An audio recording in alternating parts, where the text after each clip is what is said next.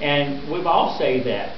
And if we read everything with deliberation in this document, we need to understand, and we go back before you ever read a book.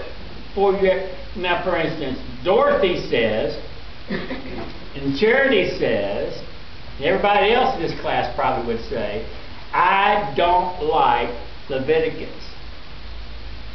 And the reason you don't like Leviticus, you don't have a clue what it's about, even if you read it. If you remember, when you're reading a book, correct me, Charity, if I'm telling the truth. When you're reading a novel or a book, there's always in front of that book an introduction.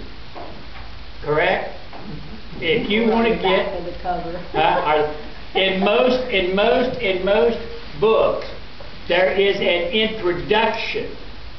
In other words, what they do is to give you an overall view of what this book is going to be about, so that you can read the introduction and you are going to get a bird's eye view of what the author is trying to accomplish in this book.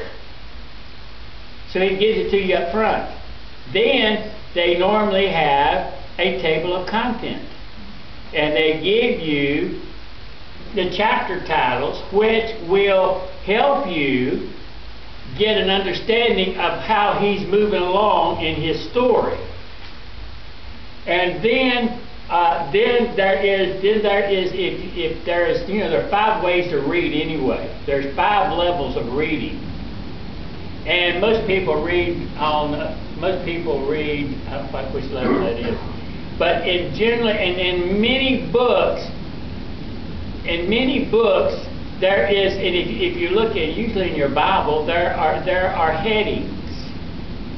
There are headings, sort of like outlines. And in your outline, you'll see that I don't have my outline. In the outline I turned to you, I think I have 5 headings. Do I have 5 headings? How many headings? How many headings? Is that in the purple or the blue? How many headings do I have? 4, it goes to 4A. How about on the back? 4A, is it 4A?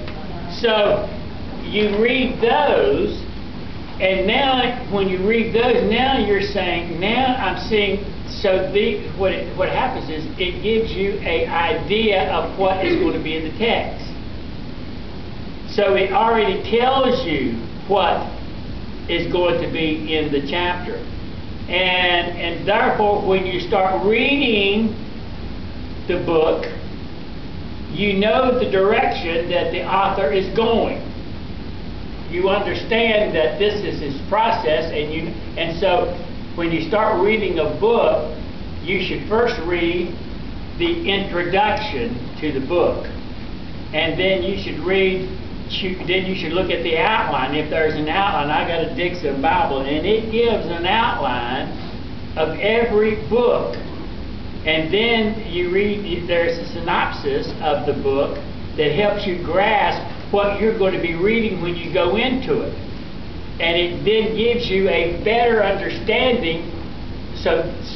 When it's saying this, why is it saying this? And so as we look at that, as we look at, now what I've discovered is, if you go back to Isaiah chapter 8 in verse 20, Isaiah chapter 8 verse 20, if they will not speak according to this word, which has no darkness in it, then they shall pass through this hard pressed and hungry, and it shall be that when they are hungry, they shall enrage themselves and curse their king and their God and turn from him above.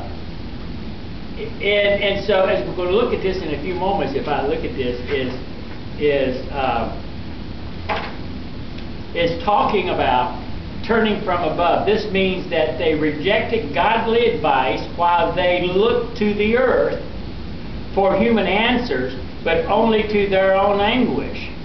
So verse 21 back to verse 21 is, what they did is that they rejected godly advice and they looked to the earth for human answers.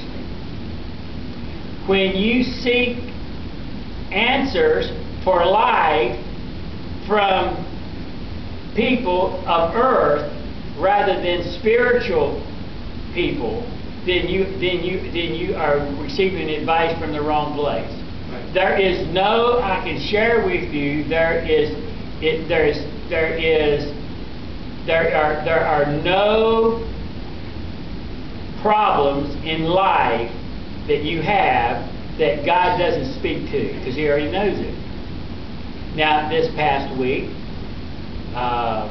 there was a person who we don't know yet, 51 years old, and they found him dead in his home with a shot in his side. The day before that, there was a shot in his leg. A gun accidentally went off and shot him in the leg. So he went to SOMC, came back. That was on Saturday. On Sunday, the dad didn't hear anything from him, so he went out to see him, and he was dead with a gunshot in his side. That was in the front page of the paper, by the way. And so the question is, what occurred and what happened and what the problem is. When we don't seek help from God through spiritual service, we have problems, don't we? Yep. So in this case, they turned from Him above and sought advice from secular people. But they shall look to the earth, verse 22, and find trouble and darkness, and they shall be driven to darkness and diminish of anguish. What does verse 22 say in your Bible, Terry? Does that say that? And they shall look unto the earth and behold trouble and darkness, dimness of anguish, and they shall be driven to darkness. Yeah, okay. But they shall look to the earth and find trouble and darkness, and they shall be driven to darkness and diminish of anguish. Can I ask you a question? Do you remember when Isaiah wrote this? You know what year Isaiah wrote this? Before Jesus was born. 700 BC. 700? No, yeah, BC, 700 BC. So how many years has that been now? How many years has it been since Isaiah wrote it? How many years? 2,700. 2,713 years ago. What is the advice? What is the advice? What is the advice of verse 21 and 22? What happened in verse 21 and 22? When you look to the earth and people of the earth to solve your problems, you're going to end up in darkness. And that was said in 700 BC. Is that good advice today? Actually, yeah. Would you say that God wrote that God had Isaiah write that in 700 BC? Yeah. And it's still true today. Is it still true today? Yep. Has people learned anything? No. Have they? Not a thing. They seek worldly counsel, earthly counsel, rather than godly counsel. I'm sharing with you, because I've only been here 4 years, but I rarely have anybody ask me any questions.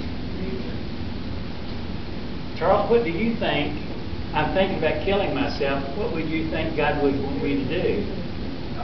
No, they say you need to go see some psychologist to figure out why he's in bad shape. No, you don't need if he's a Christian, you don't need a psychologist. He needs a Christian counselor. You know? And I'll say, go to charity. I don't know. Okay. Now notice that what is the result of a person going to earthly counsel? What is the result that we see in verse 22, Pauline? Trouble and darkness. What do they find? They don't find a thing.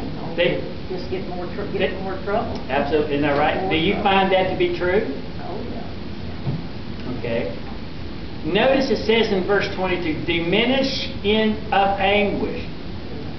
Diminish. Isaiah is noted for poetical hyperbole. Hyperbole. Hypebole.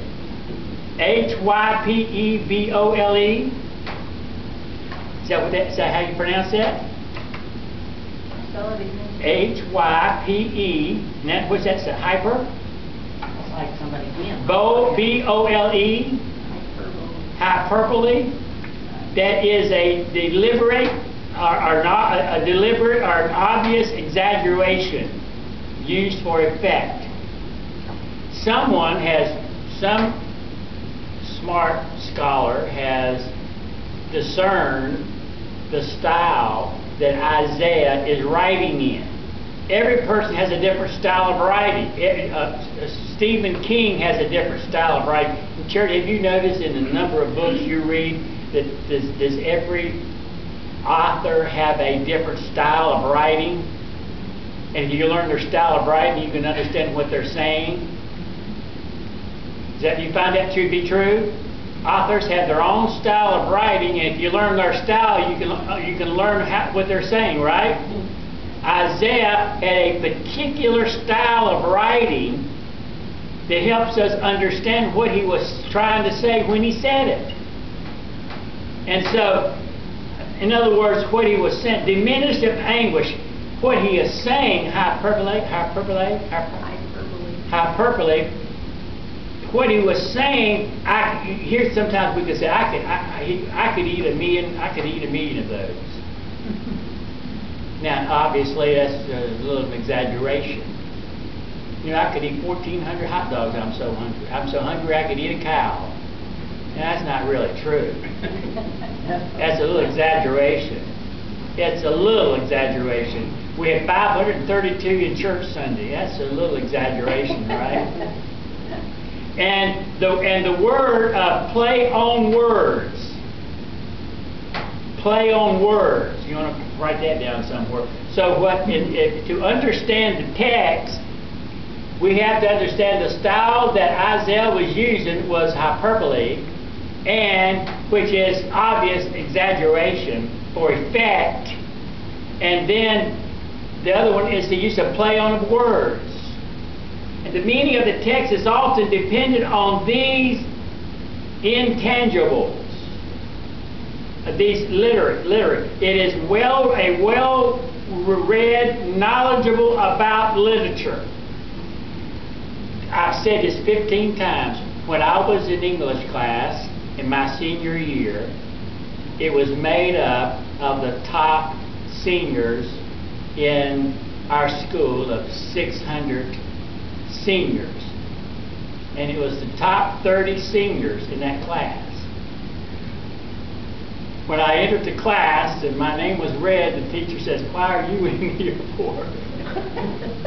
And I said, "I don't have a clue.